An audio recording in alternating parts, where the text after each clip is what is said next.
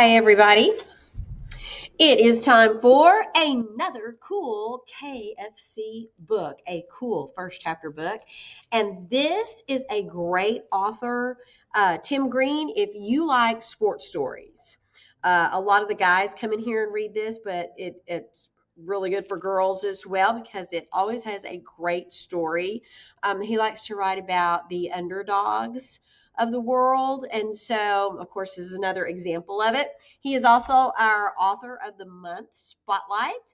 And so, if you will look in the library where you come in and search for books, I've got some of the examples that we have and how to find it in the library, his section, Tim Green.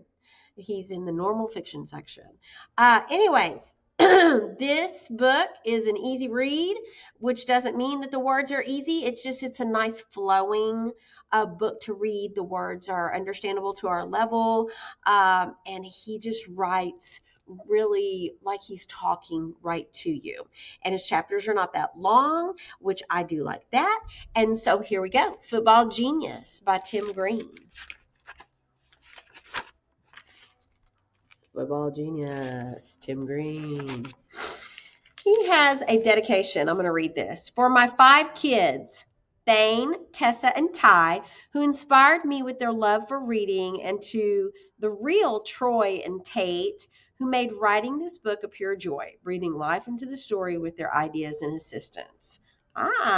So there's a real life Troy and Tate. I'm wondering if those are going to be some of the characters in this book.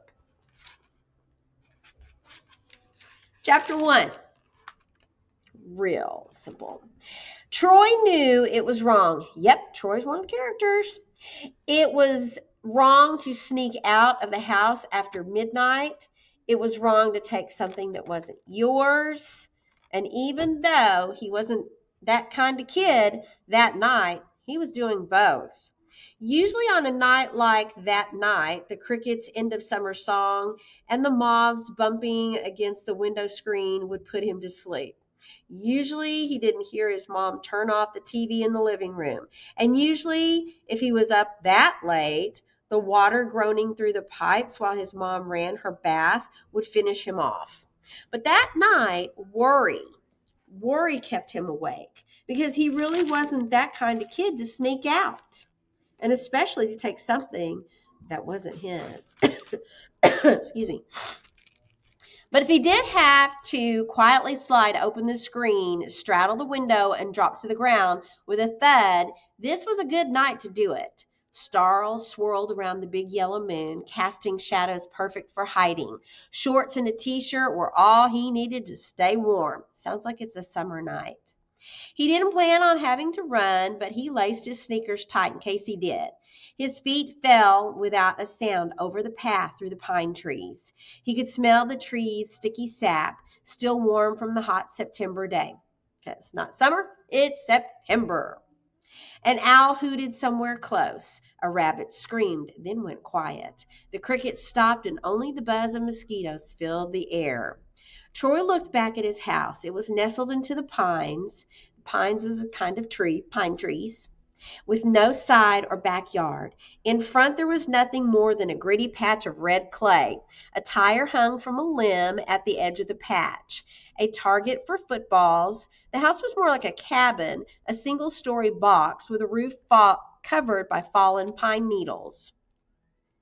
Still, the weak orange glow from the night light in the bathroom window was like a friend calling him back, away from the owl and the mosquitoes. But Troy had other friends, and he dodged through the pine trees in the darkness, finding his way to the railroad tracks almost without looking. He stood on the steel rail, balancing his sneakers and looking down the long line toward the Pine Grove apartment complex where his friends lived. He tried to whistle, but it came out all wrong. He tried again and again before giving up. Tate, he called, first soft, then louder. Tate! A whistle came back at him from the woods, high and clear, the way you'd call a dog. In the light of the moon, he watched 2 figures climb up the stony railway bed and start walking his way on the tracks. One of the figures was as tall and thin as a rail as she balanced on. Tate McGreer, a pretty girl with dark eyes, olive skin, and silky brown hair tied into a ponytail. The other was a big and burly boy, a 12-year-old in the body of a high school kid, Nathan. Nathan had a buzz cut like his dad, and he liked to laugh, big belly laughs. And he wasn't laughing now. His eyes were wide and shifting nervously, and he was puffing.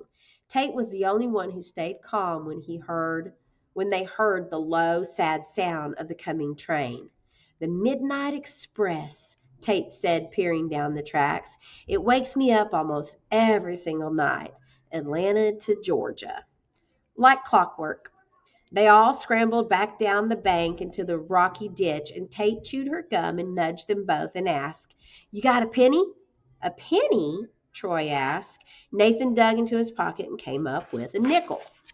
"That'll work," she said, taking it from him and scrambling back up the side of the railroad bed. The ground underneath them was rumbling now. The train's light glimmered and shook. Troy yelled at her to come back. She set the money down on the rail, glared at the train for a moment with her hands on her skinny hips, then hopped back down into the ditch with them.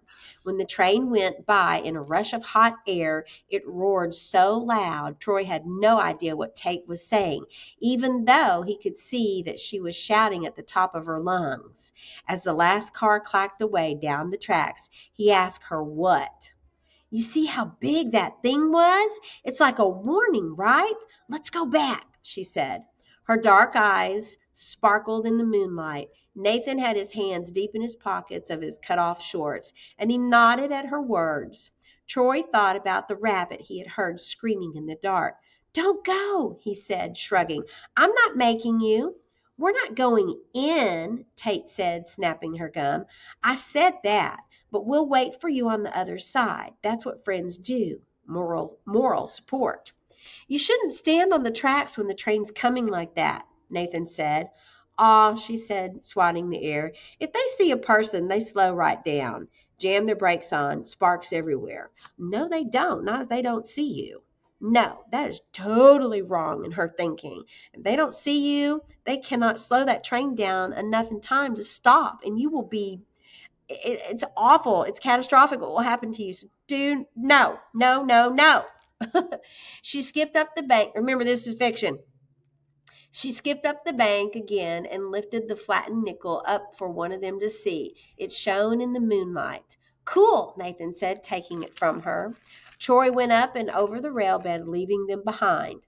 "Don't you want to see it?" Tate asked, calling after him. But his eyes were on the wall, already through the trees. He could see it, 10 feet high, cool gray concrete. It surrounded the Cottonwood Country Club. Tennis, golf, and 500 of the most expensive homes in Atlanta. He had driven down the old river road once, past the massive front gates and guardhouses on the other side. When he asked his mom if she'd ever been inside, she glanced at him and said it wasn't a place for people like them. She said he shouldn't spend his time wondering or worrying about it. I wonder if they're poor, and that's why she's saying that that this isn't a place for people like them, only the rich people live there. It's kind of what I'm thinking. But sometimes when the wind was right and he was outside throwing his football, he could hear things from inside the wall. Children laughing, the bark of a dog, trash cans banging together, sounds you could hear outside the wall too. So when Troy found the secret hole, he had to go in. No one knew about the hole except Tate and Nathan. Neither of them ever went in with him, and he never tried to take them, even though the reward for going in gave him goosebumps. So going into this rich place, and I guess seeing all the cool things, I guess it would be a different kind of life for him to see if they are poor.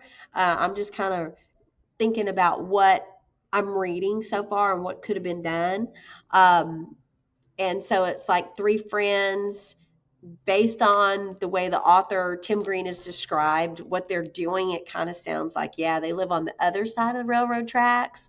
And then there's, people that live on the other side of the railroad tracks. And that's kind of an old saying that sometimes things are better or worse on the other side of the railroad tracks. But it's going to be interesting to see how he ties these three characters so far into football, because you can clearly see on the cover it's football player. I'm thinking this is the main character here, and he's an underdog, so maybe they are poor. So if you check this out, see how he ties the author ties football and sports into the beginning of this story. It's really easy to read. Like I said, it flows very nicely. The words are not hard to read. You don't stumble over them. It's in our KFC section as you come into the library, and it's a good read. Y'all check it out.